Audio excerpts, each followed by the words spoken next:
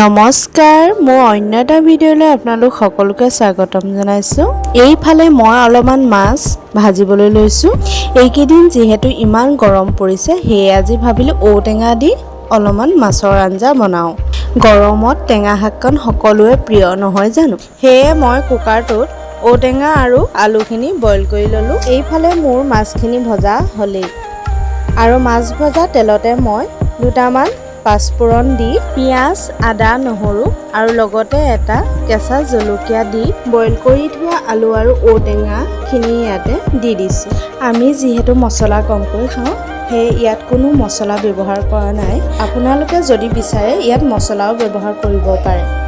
ধুনীয়াকৈ উতল আহি থকা শাকখিনিত মই ভাজি থোৱা মাছকেইজনী দি আকৌ উতলিবলৈ দিছোঁ। এয়া দেখিছেনে? এইফালে আমাৰ মাছৰ আঞ্জাখিনি হৈ গ'ল আৰু আজি এনেদৰেই আমাৰ দুপৰীয়া সাজ পৰিৱেশন কৰিলোঁ। আজি ভিডিঅ'টো ইমানতে সামৰণি জনাইছোঁ। আজিলৈ বাই বাই।